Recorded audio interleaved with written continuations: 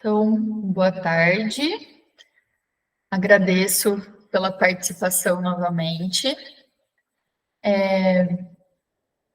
Então, vamos dar início agora à palestra Fortalecimento do Currículo de Língua Portuguesa a partir de ações de cooperação multilateral entre países de língua portuguesa,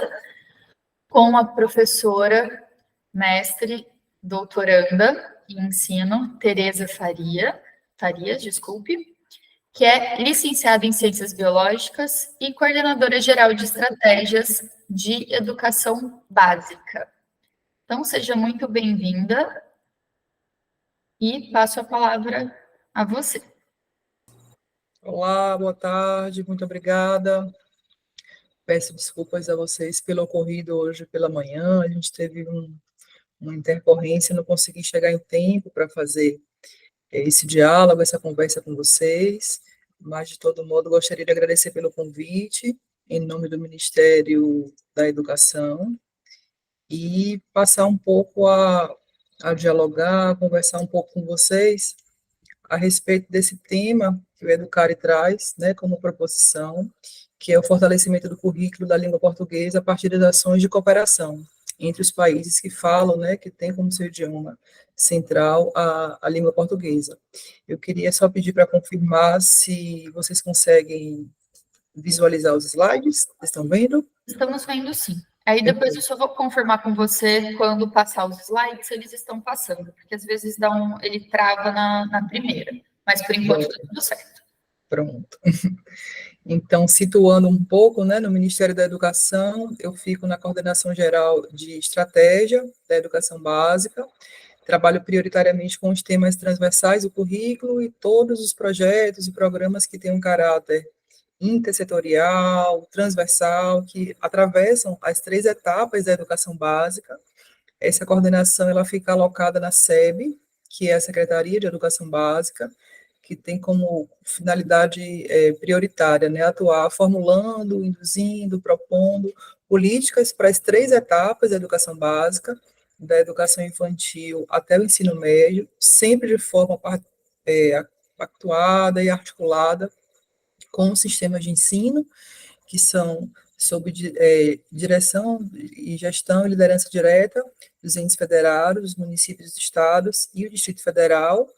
A gente traz um pouco só para situar quais são as principais âncoras, né, que norteiam a política educacional do Ministério da Educação. A gente trazer as cartas magnas aí, tanto da República, quanto a nossa Carta Magna da Educação, que é a LDB, para falar um pouco da percepção que o Ministério se assenta, né, que é a perspectiva da educação como um direito humano, e aí é sempre bom trazer de volta o artigo 208, que vai falar do lugar da nossa obrigatoriedade na oferta da educação básica, até os 17 anos de idade, depois de um longo percurso, né, de conquistas que foram sendo adicionadas para conseguirmos atingir o financiamento da educação básica na oferta completa, ou seja, até o final do ensino médio, uma conquista bastante tardia, inclusive, né, para o país. Na década de 90 apenas a gente consegue isso. E aí a gente traz também alguns marcos importantes que dizem respeito ao currículo, e onde vai se situar a língua portuguesa, né, que é o nosso Plano Nacional de Educação, que na vigência dele, ao longo desse decênio, que se encerra agora em 2024, quando finaliza a vigência do PNE, a gente conseguiu, enfim, entregar para o país uma base nacional curricular comum, com todas as dificuldades e com todos os atravessamentos que a construção da base sofreu, né, passando por diferentes gestões dentro da política educacional a nível do governo federal, a gente conseguiu, enfim, atingir essa maturidade de entregar um documento curricular que orienta quais são as aprendizagens esperadas e projetadas para cada uma das etapas da educação básica. Esse compromisso já estava previsto desde a Constituição de 88, passando pela LDB, o PNE trouxe ele também, e a gente conseguiu, enfim, há muito pouco tempo, entregar uma primeira versão da base curricular que vai orientar todos os currículos referenciais para as 3 etapas da educação básica. E aí a gente traz, nessa mesma perspectiva de olhar para o currículo, para a língua portuguesa, para esse contexto da CPLP, uma marcação importante que parece que é senso comum, mas a gente ainda observa algumas interpretações equivocadas, a gente pode falar assim, sobre a que se destina a BNCC. Então, é importante demarcar que antes da BNCC, nós não tínhamos nenhum documento regulatório para a construção dos currículos. Nós tínhamos apenas parâmetros, que eram orientações que não tinham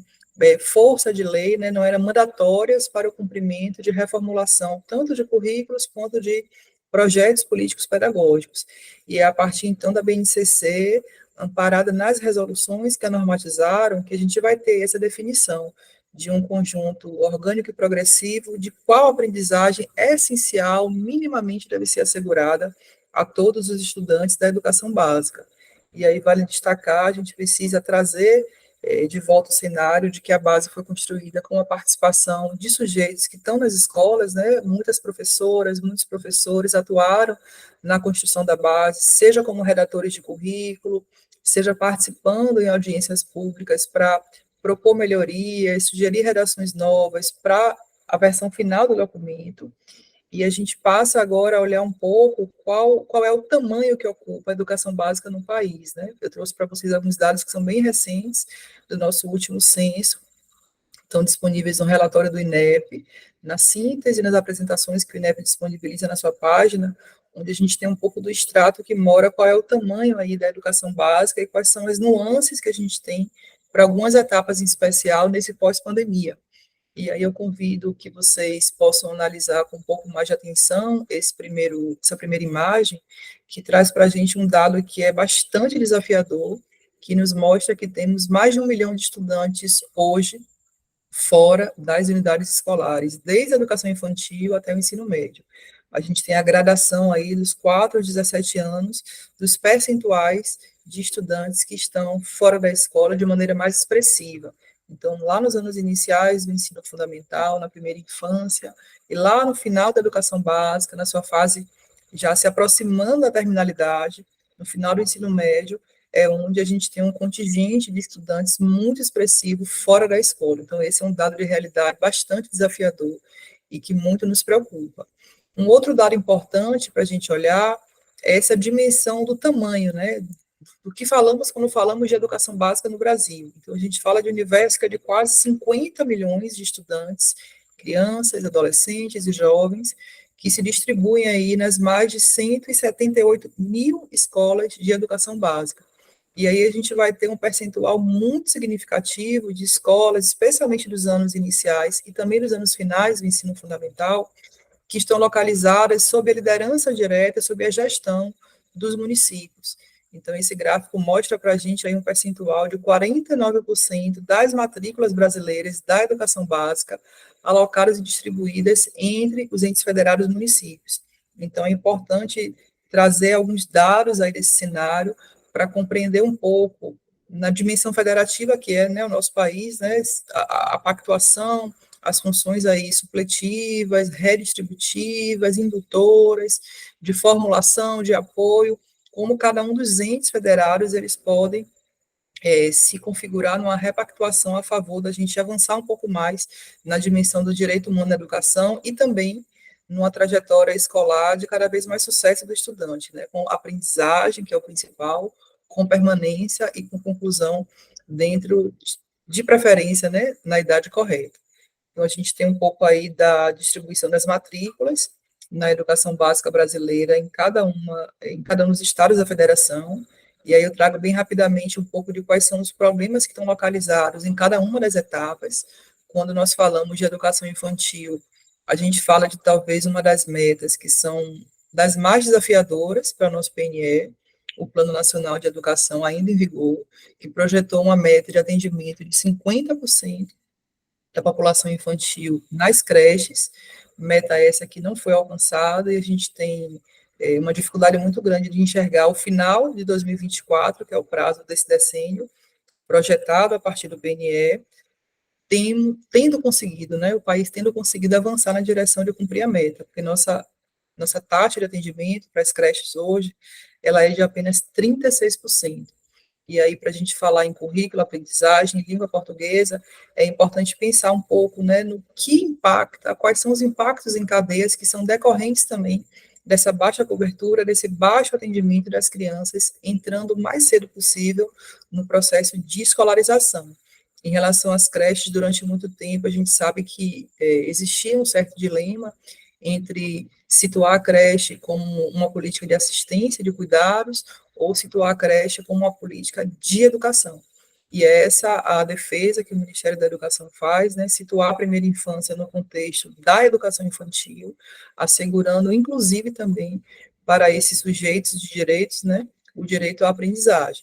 Na pré-escola, a gente tem um cenário que é um pouco melhor, a gente consegue ter, a nível de país, um atendimento um pouco mais satisfatório das crianças que estão cursando a pré-escola. Isso melhora ainda mais quando a gente vai olhar os anos iniciais do ensino fundamental. Talvez a gente tenha um retrato um pouco mais positivo, né, que revele um pouco melhor o avanço que o Brasil fez na direção do atendimento das crianças que cursam do primeiro ao quinto ano do ensino fundamental. Quando a gente passa para os anos finais, a gente passa a ter alguns problemas muito específicos, né, que começam a surgir nos anos finais e se agravam na transição do nono ano para a primeira série do ensino médio, em relação especialmente à reprovação, em relação à evasão, em relação à aprendizagem também. Então, a gente tem uma fase bem crítica aí no final dos anos finais do ensino fundamental e nessa transição aí para o ensino médio, onde talvez tenhamos hoje o desafio mais significativo enquanto política educacional, enquanto arquitetura curricular de oferta para essa etapa de ensino, né? O desenho, o delineamento, as perspectivas que assumem o ensino médio, ou que poderiam assumir o ensino médio, na direção de melhor atender as expectativas aí dos nossos estudantes. E aí, para finalizar esse retrato, um pouco do universo de profissionais de educação, de quantos são os profissionais que atuam na educação básica, a gente tem quase 170 mil diretores, gestoras e gestores escolares, atuando aí na liderança de um grupo de quase 2 milhões e 500 mil professores da educação básica. E a gente tem, inclusive, para o próximo Plano Nacional de Educação, um problema muito grande que está sendo objeto de estudo, de levantamento de cenários e de análise, para ver como vai caber isso no próximo PNE, que é sobre o risco do apagão docente. Quando a gente olha um número cada vez menor de estudantes que saem da educação básica e se inserem na educação superior, cursando os cursos de licenciatura. É cada vez mais difícil a gente ver essa perspectiva de se desejar, de se almejar, de se ter para si como projeto de vida, ser professor ou ser professor da educação básica. Então, esse risco do apagão docente, ele é cada vez mais concreto e é objeto de muita preocupação. Aí, para finalizar um pouco esse olhar sobre a trajetória do estudante da educação básica, a gente pode ver nesse gráfico à esquerda, que mostra um pouco da evolução da aprovação por etapa de ensino, como os anos de pandemia, onde as redes de ensino, em sua maioria, desenvolveram um currículo contínuo, uma espécie de organização em ciclos, onde os estudantes que tiveram boa parte das suas aulas, né, oferecidas de maneira remota, ou com alternativas outras, para o acesso às aulas, aos conteúdos, manter as rotinas pedagógicas, né, uma vez que ficamos interrompidos, impossibilitados de frequentar as escolas de modo presencial. A gente vê nesse gráfico um comportamento bastante inesperado, né, intempestivo da trajetória de aprovação, subindo muito a trajetória, se aproximando de 100% em alguns casos, entre os anos de 2020 e 2021. Então, a gente tem aí um pouco do retrato da educação básica. Essa estampa talvez seja a mais importante para a conversa que a gente vai desenvolver aqui, porque é o dado que fala sobre o quanto se aprende ao longo da educação básica, né, o que efetivamente cada estudante está conseguindo assimilar, assegurar e consolidar em termos de aprendizagens, dentro do que cada objeto do currículo, em cada uma das etapas, oferece e possibilita a esses estudantes. A gente tem dados mais críticos aí de aprendizagem quando a gente olha para o ensino médio, uma dificuldade cada vez maior de alcançar as metas projetadas, né, para a nota padronizada do IDEB, e a gente tem aqui um retrato especificamente sobre as aprendizagens em língua portuguesa. É importante falar que a gente tem que ter muito cuidado para não olhar os resultados de aprendizagem que são aferidos pelas avaliações externas, como o SAEB, por exemplo, que oferece os resultados que vocês estão vendo e acompanhando nessa tela, ele não seja usado como um único indicador que avalia, que olha qual é a qualidade da educação básica, mas ele é um dos, e é um importante, porque ele consegue nos dar uma dimensão bastante escalada, né, com uma série histórica, com uma apuração bastante complexa, mas que reúne um conjunto de fatores muito importantes para a gente olhar o que efetivamente a gente está conseguindo oferecer para os estudantes em termos de aprendizagem. E em língua portuguesa, olhando um pouco para o finalzinho aí da etapa inicial dos anos iniciais do ensino fundamental, a gente vê ao quinto ano um percentual muito grande de estados da federação, alcançando entre o terceiro e o quarto degrau da escala de proficiência projetada para a língua portuguesa no quinto ano. Então, se a gente olha para uma escala que vai em 9 níveis, né, a escala do SAEB, a gente vê que tem um número muito pouco expressivo de estados que conseguem ultrapassar os degraus aí um pouco mais avançados da escala de proficiência e revelam, então, um aprendizado mais robusto, né, e mais consolidado desses estudantes. Quando a gente olha para o nono ano, esse retrato ele não é muito diferente, né, a gente vê ainda também a maioria das redes alcançando e atingindo padrões aí de proficiência em língua portuguesa, que apesar de terem melhorado ao longo do tempo, ainda são distantes daquilo que a gente considera importante se assegurar em termos de aprendizagem, e para o ensino médio da mesma forma, né? Apesar da língua portuguesa, ela está um pouco melhor do que a matemática, que são as duas principais áreas que são aferidas pela avaliação do SAEB, a gente tem aí problemas importantes para olhar quando nos debruçamos sobre investigar, avaliar, entender um pouco esses cenários da aprendizagem nos estudantes que estão na educação básica. E aí, nesse contexto, é importante trazer esse histórico, né, do que significa, do que representa a CPLP, essa comunidade dos países de língua portuguesa. E aí eu trago um dado histórico que é da década de 80, quando da visita de um ministro de Estado português, pensando um pouco e projetando, imaginando que poderia ser uma pactuação, né, o compartilhamento de uma visão entre, a época, 3 continentes, né, África, Europa e América. A gente tinha, nessa época, apenas 7 países ali, mais ou menos, envolvidos nessa proposição de se criar uma comunidade comum entre os países falantes de língua portuguesa, e esse ministro falava sobre a importância de se ter um ciclo de reuniões, né, encontros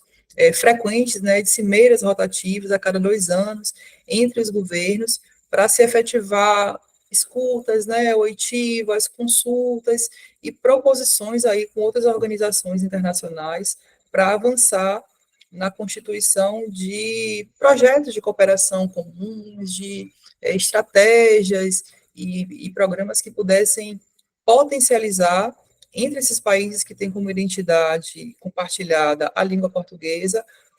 proposições e perspectivas de avanço, né, de desenvolvimento e de melhorias nas mais diversas dimensões. E aqui a gente traz a dimensão da educação. Então, a efetiva institucionalização da CPLP, ela acontece na década de 90, e a gente tem os 9 países constituindo, né, o Timor-Leste aí já integrando em 96, portanto, a gente tem os 4 continentes participando, unidos aí em torno do idioma comum, que é o português, de uma necessidade de se conformar a um espaço internacional, de uma orquestração política para fazer afirmação e defesa de valores, de interesses, e, sobretudo, para uma cooperação mútua, né, nas dimensões social, cultural e econômica. Agora, em 2023, a gente tem, então, uma nova iniciativa dentro da CPLP, que é a chamada iniciativa REA, é a Rede de Escolas Amigas da CPLP, que tem esse conjunto aí de 6 objetivos que estão um pouco ancorados na promoção e fortalecimento de uma cultura de paz, na direção do desenvolvimento humano, no compartilhamento de boas práticas, né, no desenvolvimento de um ambiente de intercâmbio entre as escolas, com parcerias, no fortalecimento do ensino e da aprendizagem da língua portuguesa, o aprofundamento do conhecimento a respeito da realidade social e cultural dos Estados-membros da CPLP, e de um incentivo também entre os estudantes, através de boas práticas, através de estratégias que possam reuni-los, né, no intercambiamento de práticas exitosas, informações e avanços de conhecimento em relação ao meio ambiente, alimentação, nutrição, atividades físicas, ou seja, de forma alinhada aí com os objetivos do desenvolvimento sustentável, que está na agenda da CPLP também. E aí, para esse ano, então, o conjunto de escolas que fizeram a pactuação para uma estratégia piloto de desenvolvimento de projetos em torno da comunidade CPLP, que são essas escolas amigas, a gente tem aí esse conjunto de temáticas que serão trabalhadas a partir do segundo semestre de 2023, ao longo do ano de 2024 também, onde cada uma das escolas vai fazer a escolha por alguns desses eixos temáticos para desenvolver projetos dentro da disciplina de língua portuguesa ou dentro da área de conhecimento do campo das linguagens ou de forma interdisciplinar, integrada a outras disciplinas e componentes curriculares do currículo, para que possam, então, ao final do processo de desenvolvimento desses projetos, celebrarem um momento de intercâmbio e de compartilhamento de experiências, essas práticas que foram desenvolvidas em cada uma das escolas. Houve uma reunião inicial de formalização da abertura dessa iniciativa, da REA-CPLP. Essa reunião aconteceu agora há pouco tempo, no final do mês de maio, lá em Luanda. A nossa secretária nacional, a professora Kátia Schweikart, participou, representando o ministro, e foi, então, lançada essa iniciativa. Algumas escolas brasileiras participaram de forma remota, uma escola localizada na Bahia, Colégio Estadual Rotary, fez a construção de um vídeo, trazendo um pouco os elementos da cultura presente na comunidade, no território baiano, né, dentro do contexto do Brasil, que tem uma importância muito grande e muito associada ao processo de ocupação do território brasileiro, né, onde a gente tem a língua aí como mais um dos elementos que foi incorporado a partir da colonização que o Brasil vivenciou e atravessou. Então, os estudantes puderam fazer essa socialização, compartilhar um pouco de forma remota nessa experiência as pesquisas e os trabalhos que eles desenvolveram.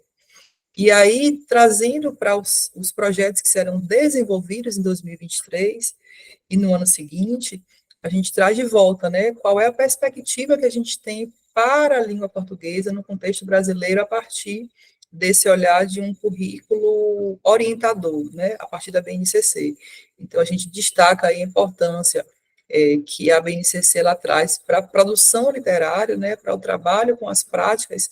de leitura de maneira mais intensificada. Então, a gente tem uma marcação na Base Nacional Comum Curricular da importância de se considerar e de se incorporar a expressão da diversidade cultural, para ampliar o repertório dos estudantes, e isso ser também um elemento de convívio respeitoso, de respeito à diversidade, à alteridade, ao que é diferente, né, a partir do ensino também da língua portuguesa. A base trouxe um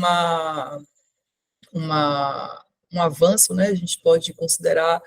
que foi um avanço, que se expressa como uma iniciativa que fez a gente empurrar um pouco o olhar, né, para esse momento onde a criança ela deveria estar sendo plenamente alfabetizada, né, ou seja, começando a se apropriar do sistema alfabético, da escrita, começando a experimentar e a produzir e se inserir em práticas de linguagem socialmente situadas. Então, a base ela traz esse marcador para o segundo ano, né, que seria a idade projetada para que a criança já estivesse ali, então, alfabetizada. O Ministério da Educação acabou de lançar um compromisso nacional Criança Alfabetizada, uma política de indução através do apoio técnico e financeiro, para que as redes de ensino possam pactuar estratégias, respeitando a sua autonomia federativa,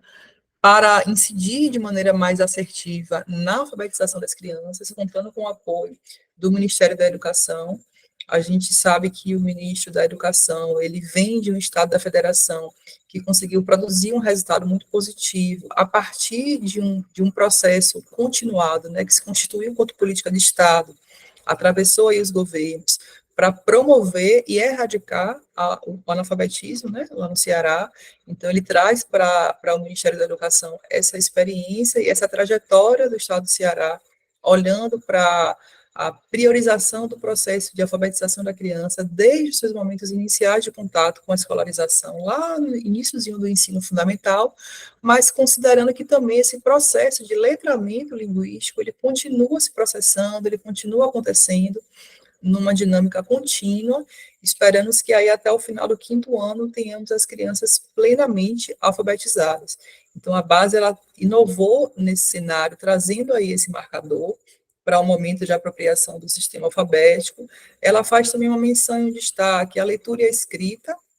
colocando uma ênfase no processo de interpretação de textos, do pensamento crítico, na distinção entre fatos e opiniões, e também no uso de práticas de linguagem mais contemporâneas, né? A dimensão dos multiletramentos. Então, são aspectos importantes da Base Nacional Comum Curricular, são aspectos que a gente certamente levará em consideração na orientação para o desenvolvimento dos projetos que serão realizados no âmbito da REA-CPLP, pensando nas formas diversas de a gente cooperar para fortalecer o ensino da língua, mas, sobretudo, o alcance cada vez maior dos processos plenos aí de cidadania a partir da escolarização. Então, o Brasil, ele tem, para além do processo de ensino-aprendizagem, dos seus marcos da política curricular, outras formas de cooperação no âmbito do CPLP, e aí eu queria fazer um destaque importante, por exemplo, para o programa de alimentação escolar, de interesse comum dos países que compõem a CPLP, compreender um pouco mais, isso já foi objeto de missões em edições anteriores, em momentos anteriores, né, onde o Brasil ele assumia a presidência pro tempore da CPLP, foi objeto de algumas missões se compreender um pouco melhor como funcionava o PENAI, que é um programa bastante consolidado, bastante elogiado, né, e que interessa muito aos países conhecer como o Brasil tem conseguido avançar no suporte à alimentação escolar dos estudantes, já que a gente considera que esse também é um efeito importante para garantir que ele tenha permanência na escola, inclusive com aprendizagem, né? Uma criança, um estudante que está indo para a escola, mas que tem algum nível de vulnerabilidade nutricional, né, da falta de acesso mesmo aos alimentos, isso certamente vai comprometer o seu processo de aprendizagem. Então, não só a dinâmica curricular, que aí é objeto do REA-CPLP, dessa iniciativa da Rede de Escolas Amigas, a gente tem outras políticas associadas também à política educacional, de suporte, né, de subsídios aí para atender melhor o estudante, que são objeto de interesse dessa cooperação multilateral que se expressa no âmbito da CPLP. E aí eu fiz um destaque que eu achei muito bacana, né, do sentido desse congresso de vocês, do Educare, puxando de volta a raiz etimológica, né, do que isso significa, do conduzir para fora, né, do que significa o educo, a partir de um indivíduo visto sob a ótica da integralidade, e trouxe esse recorte para dialogar muito de perto com compromissos muito prioritários do Ministério da Educação, que são o programa de alfabetização, que eu já fiz menção, compromisso nacional, que são o programa Escola Integral, em tempo integral. Então, o MEC está nesse momento, né, eu, inclusive, me comprometi de manhã com vocês e me atrasei um pouco, porque eu estou nesse momento aqui em deslocamento, estou em Cuiabá, para participar daqui a pouco do seminário territorial do programa Escola Integral, porque é compromisso do Ministério também, bebendo na fonte do nome do Congresso Educare, né, de olhar para o estudante na sua dimensão integral, biopsíquica, social, e apoiar financeiramente, apoiar com apoio técnico também, com ofertas de formação continuada, de materiais específicos, com arranjos territoriais, sobretudo, né, forma de olhar para a intersetorialidade das políticas, para apoiar a escola, para que ela possa, de fato, oferecer uma formação que olhe para o estudante na sua inteireza, né? Os estudantes estão na escola para aprender conteúdos conceituais que estão lá nos objetos do conhecimento, previstos para cada uma das etapas e ciclos da educação básica, mas a escola pode também oferecer e alimentar, né, esses estudantes numa dimensão um pouco mais integral do seu ser. Então, é para isso que olha esse compromisso da escola integral, para as aprendizagens que são de cunho cognitivo, mas para aquelas que também são de cunho socioemocional, tal qual estão previstas na Base Nacional Comum Curricular, e para que a escola, sobretudo, ela possa se conformar como um espaço de proteção social, principalmente para as crianças, para os jovens, para os adolescentes que são mais vulneráveis e que encontram, às vezes, e muitas vezes, né, na escola pública de educação básica, a porta prioritária de acesso para conseguir acessar mais e mais direitos. Então, a gente entende que esse programa aqui, na terça-feira agora, foi sancionado sob a forma de um de um projeto de lei que foi aprovado. A gente tem, então, agora os primeiros seminários acontecendo junto aos territórios para orientar um pouco melhor a cada um dos índices federados sobre como fazer adesão, sobre que tipo de apoio podem contar com o Ministério da Educação para que a gente possa ampliar essa oferta de educação integral em jornada ampliada, se aproximando, inclusive, do cumprimento da meta proposta para o PNE, que é de ampliar as ofertas aí da educação integral até 2024, né? A gente está oferecendo apoio financeiro para mais 1 milhão de matrículas até o ano que vem, se aproximando, então, do cumprimento da meta. E o terceiro e último compromisso, que ainda vai ser apresentado sob a forma de um programa, de uma política que será lançada em breve, é o compromisso da conectividade, da oferta de banda larga com capacidade de velocidade real para uso pedagógico, de modo que as escolas possam também dispor e se apoiar em ferramentas da tecnologia da informação e comunicação para aprimorar os seus processos de ensino e aprendizagem. E aí os desafios que a gente tem configurados nesse cenário, que também serão objeto de uma política específica do MEC, são especialmente a recuperação de aprendizagens. A gente sabe que a pandemia atravessou a vida de cada um de nós de formas muito distintas, mas ninguém saiu ileso dessa que foi a maior crise sanitária do século XXI, tal qual, né, as pessoas adultas, os profissionais, as pessoas que estão fora da escola, né, tiveram os seus atravessamentos aí a partir da pandemia, da mesma forma os estudantes tiveram um muito significativo, que foi o de perda progressiva da capacidade, da possibilidade de ter aprendido naquele período. Então, o MEC está se debruçando também sobre o desenho de uma política para a recomposição de aprendizagens para todas as etapas da educação básica, e entendendo que os efeitos deletérios da pandemia ainda perdurarão por muito tempo. Então, está se pensando numa política um pouco mais permanente, que olhe para um período de tempo um pouco maior, para apoiar e fortalecer nesses estudantes aquelas aprendizagens essenciais que não foram consolidadas na idade adequada. E os outros dois desafios, que estão sendo objetos também do delineamento de programas e de projetos, são a prevenção à evasão escolar e o estímulo e um processo de formação à convivência democrática nas escolas, que é outro problema com o qual a gente se debruça, que a gente percebe cada vez mais com a escalada da violência e com a escalada dos casos um pouco mais graves e até mesmo hediondos, né, de ataques dirigidos contra as escolas de educação básica, não só as escolas públicas, mas também as escolas particulares. A gente percebe e se ampara um pouco em dados para olhar que a escalada do radicalismo e da intolerância,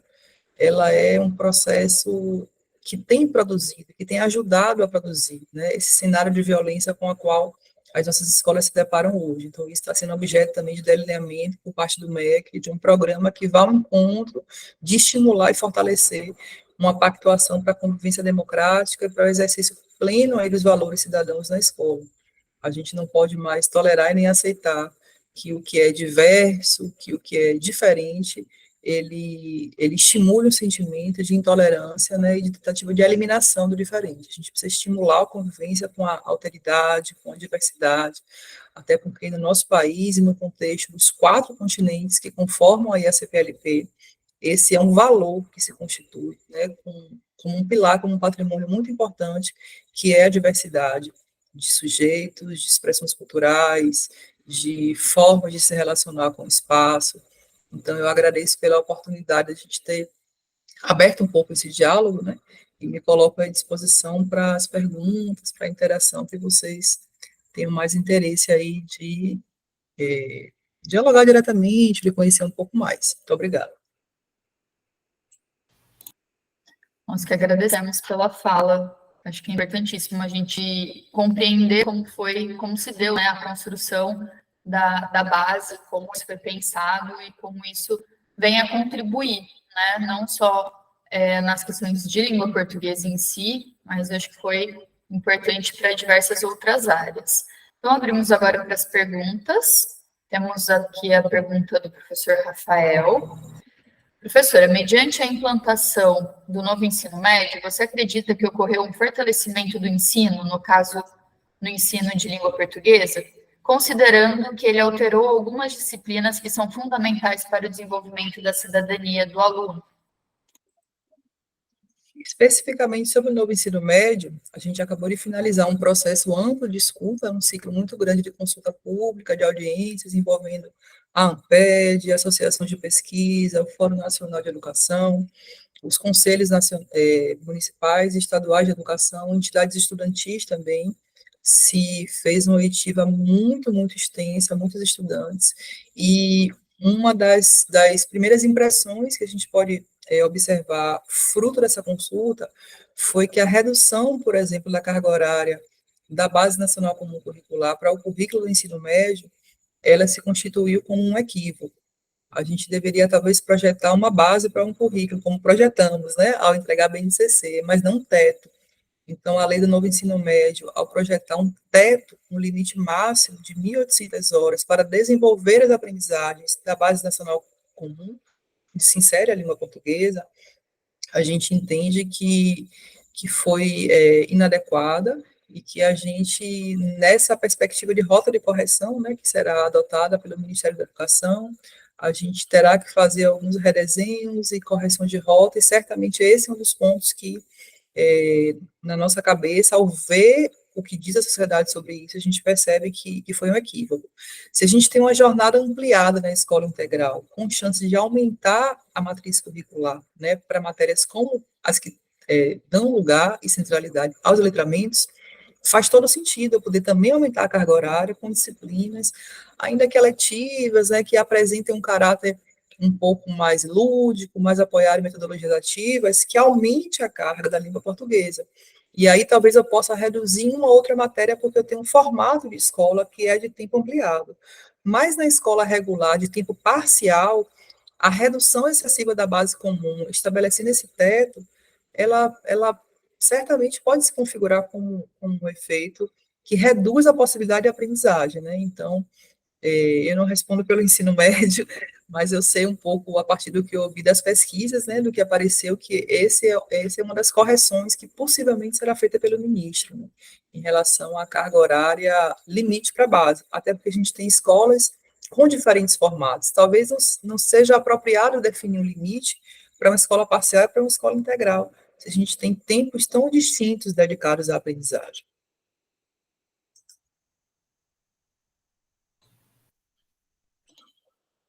Mais alguém gostaria de fazer alguma pergunta? Novamente, fiquem à vontade para abrir o microfone. Se não se sentir à vontade, pode mandar pelo chat.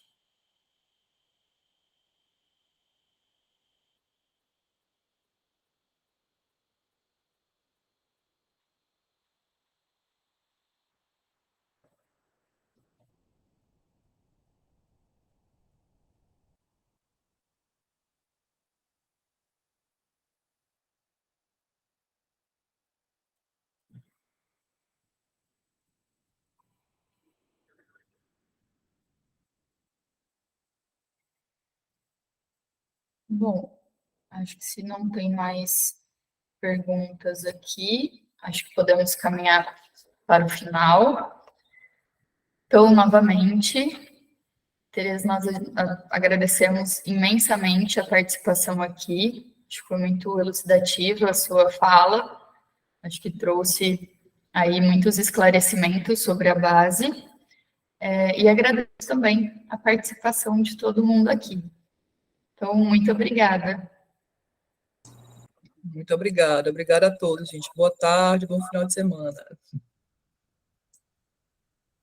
Então, pessoal, só lembrando, amanhã teremos mais apresentações. Amanhã teremos a palestra Internacionalismo Solidário e Avanços Educacionais em Países de Língua Portuguesa, com a professora doutora Suzane. E também teremos a palestra O Papel das Organizações da Sociedade Civil na Educação para a Cidadania Ambiental em Moçambique, com o professor doutor Ângelo. Então, aguardo vocês amanhã por aqui também. E, posteriormente, né, após as palestras, nós teremos também a apresentação de trabalhos. Vou verificar, tá? 2 minutinhos e pode tentar acessar novamente, que provavelmente já estará disponível, sobre o link para o envio do vídeo, tá bom? Então é isso, pessoal, muito obrigada, agradeço novamente a participação de todos vocês aqui.